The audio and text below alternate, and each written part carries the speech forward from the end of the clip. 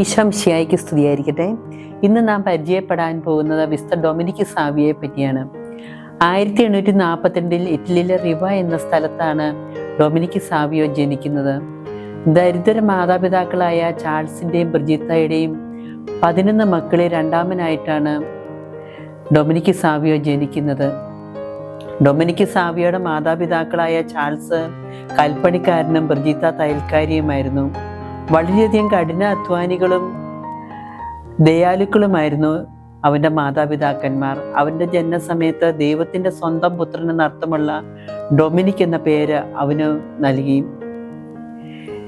Dominic മാതാപിതാക്കന്മാരെ വളരെയധികം സ്നേഹിച്ചിരുന്ന ഒരു കുട്ടിയായിരുന്നു. പിതാവ് ജോലിക്ക് പോയിട്ട് വരുന്ന സമയത്ത് അവൻ പിതാവിനോട് പറയും, എൻ്റെ പിതാവ് വളരെയധികം ക്ഷീണിച്ചിരിക്കുന്നു, എനിക്ക് വേണ്ടിയാണല്ലോ എൻ്റെ പിതാവ് ഈ കഷ്ടപ്പാടുകളെല്ലാം സഹിക്കുന്നത്, എൻ്റെ പിതാവിൻ്റെയും മാതാവിൻ്റെയും ആരോഗ്യം സംരക്ഷിക്കണമേ എന്നും ഞാനൊരു നല്ല കുഞ്ഞായി വളരണമേ എന്നും ഞാൻ ദൈവത്തോട് പ്രാർത്ഥിക്കുമെന്ന് ഡൊമിനിക് സാവിയോ പിതാവിനോട് പറയുമായിരുന്നു. ഡൊമിനിക് സാവിയോയ്ക്ക് 4 വയസ്സുള്ളപ്പോൾ തന്നെ അവൻ പ്രാർത്ഥനാ കാര്യങ്ങളിൽ വളരെയധികം തൽപരനായിരുന്നു. പ്രഭാത പ്രാർത്ഥനയും രാത്രി പ്രാർത്ഥനയും ഭക്ഷണത്തിനും മുമ്പും ശേഷമുള്ള പ്രാർത്ഥനയും ത്രികാല ജപങ്ങളും ഒക്കെ ചെല്ലാൻ അവനെ ആരും ഓർമ്മിപ്പിക്കേണ്ടതില്ലായിരുന്നു. മാതാപിതാക്കൾ മറന്നുപോയാൽ അവൻ അവരെ ഓർമ്മിപ്പിച്ചിരുന്നു. 5 വയസ്സുള്ളപ്പോൾ ഡൊമിനിക് സാവിയോ എല്ലാ ദിവസവും അമ്മയോടൊപ്പം ദേവാലയത്തിൽ വിശുദ്ധ കുർബാനയ്ക്ക് പോകുമായിരുന്നു. വിശുദ്ധ കുർബാനയ്ക്ക് വളരെ നേരത്തെ തന്നെ പോവുകയും വികാരിയച്ഛൻ വാതിൽ തുറക്കുമ്പോൾ കടുത്ത മഞ്ഞിലും തണുപ്പിലുമൊക്കെ ദേവാലയത്തിൻ്റെ പുറത്ത് മുട്ടുകുത്തിന്ന് പ്രാർത്ഥിക്കുന്ന ഡൊമിനിക് സാവിയോയാണ് അച്ഛൻ കണ്ടുകൊണ്ടിരുന്നത്. ഡൊമിനിക് സാവിയോയുടെ വിശുദ്ധ കുർബാനയോടുള്ള ഈ ആദരവ് ഭക്തിയൊക്കെ കാരണം 7-ാം വയസ്സിൽ തന്നെ അവന് പ്രഥമ ദിവ്യകാരുണ്യ സ്വീകരണം നൽകാൻ അധികാരികൾ തീരുമാനിച്ചു. അന്ന് സാധാരണ കുട്ടികൾക്ക് 12 വയസ്സാകുമ്പോഴായിരുന്നു പ്രഥമ ദിവ്യകാരുണ്യ സ്വീകരണം നൽകിയിരുന്നത്. ദിവ്യകാരുണ്യ സ്വീകരണത്തിൻ്റെ തലേദിവസം അവൻ അമ്മയോട് പറഞ്ഞു, അമ്മേ, ഞാൻ എന്തെങ്കിലും കുറ്റങ്ങളൊക്കെ ചെയ്തിട്ടുണ്ടെങ്കിൽ അമ്മ എന്നോട് ക്ഷമിക്കണം. ഞാൻ ഇന്നു മുതൽ വളരെ കൃത്യനിഷ്ഠയോടുകൂടി ജീവിച്ചു കൊള്ളാം. അമ്മ പറയുന്നതെല്ലാം ഞാൻ അനുസരിച്ചു കൊള്ളാം. പഠനത്തിൽ ഞാൻ കൂടുതൽ ശ്രദ്ധ ചെലുത്തിക്കൊള്ളാം എന്നെല്ലാം അവൻ അമ്മയോട് പറഞ്ഞപ്പോൾ ആ അമ്മയ്ക്ക് വളരെ സന്തോഷമായി. ആദ്യ കുർബാന സ്വീകരണത്തിൻ്റെ അന്ന് അവൻ ഈശോയുടെ ഒരു പ്രതിജ്ഞ എടുത്തു. എനിക്ക് കുമ്പസാരിക്കാൻ സാധിക്കുന്നിടത്തോളം കാലം ഞാൻ കുമ്പസാരം എന്ന കൂദാശ സ്വീകരിക്കുകയും വിശുദ്ധ കുർബാനയിൽ പങ്കുചേരുകയും ഞായറാഴ്ചകളിലും കടമുള്ള ദിവസങ്ങളിലും പരിശുദ്ധമായി ആചരിക്കുകയും ചെയ്യും.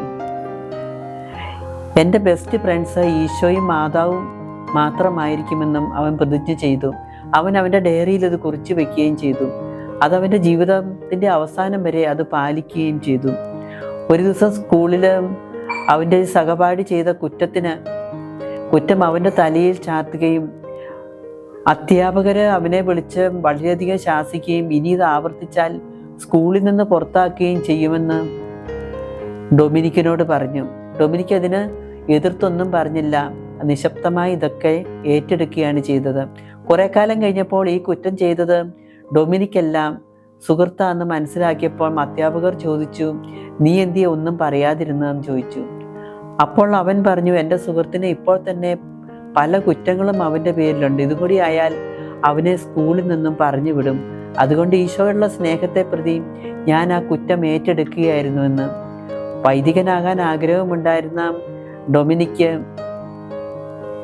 ഡോൺ ബോസ്കോയുടെ സെമിനാരിയിൽ ചേരുകയും അവിടെ ഡോൺ ബോസ്കോയ്ക്ക് ഏറ്റവും ഇഷ്ടപ്പെട്ട വിദ്യാർത്ഥിയായിട്ട് ജീവിക്കുകയും ചെയ്തു.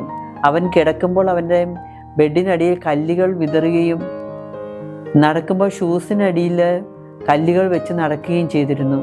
ഒരു ദിവസം ഡോൺ ബോസ്കോ ഇത് കണ്ടിട്ട് അവനോട് പറഞ്ഞു, വിശുദ്ധനാകാൻ ഇത്ര വലിയ ത്യാഗങ്ങളൊന്നും സഹിക്കണ്ട. ഈശോയോടൊപ്പമായിരുന്ന് നമ്മൾ ചെയ്യേണ്ട ജോലികളെല്ലാം അതത് സമയത്ത് ചെയ്തു തീർത്താൻ മതിയെന്ന് ഡൊമിനിക്കിനോട് പറഞ്ഞു. ഡൊമിനിക്ക് 3 വർഷം അവിടെ താമസിച്ചപ്പോഴത്തേക്കും ഡൊമിനിക്കിൻ്റെ ആരോഗ്യനില തീരെ വഷളായി. ഡോക്ടറെ കാണിച്ചപ്പോൾ ഡോക്ടർ പറഞ്ഞു, ഡൊമിനിക്കിൻ്റെ ജീവിതചര്യ തന്നെ മാറ്റേണ്ടിയിരിക്കുന്നു. അങ്ങനെ വളരെ വ്യസനത്തോടു കൂടി ഡൊമിനിക് സ്വന്തം ഭവനത്തിലേക്ക് തിരിച്ചുപോയി. അവിടെ ചെന്ന് മരണത്തിനൊരുങ്ങി മരണത്തിനൊരുങ്ങി ഡൊമിനിക്ക് സ്വന്തം വീട്ടിൽ കഴിഞ്ഞു പോന്നു. അങ്ങനെ 1857 മാർച്ച് 9 ഡൊമിനിക്ക് മരിക്കുകയും 1954 ജൂൺ 12 രണ്ടാം പിയൂസ് മാർപ്പാപ്പ ജോണിനെ വിശുദ്ധ പദവിയിലേക്ക് നിയോഗിക്കുകയും ചെയ്തു. നമുക്ക് നമ്മുടെ ഏത് ജീവിത പ്രതിസന്ധികളിലും മിസ്റ്റർ ഡൊമിനിക്കിനെ പോലെ ഈശോയിൽ ആശ്രയിച്ച് ജീവിക്കാനുള്ള കൃപാവരത്തിനായി പ്രാർത്ഥിക്കാം. അതിനായി നമുക്ക് മിസ്റ്റർ ഡൊമിനിക് സാവിയുടെ മധ്യസ്ഥം അപേക്ഷിക്കാം. ദൈവം എല്ലാവരെയും സമർത്ഥമായി അനുഗ്രഹിക്കട്ടെ.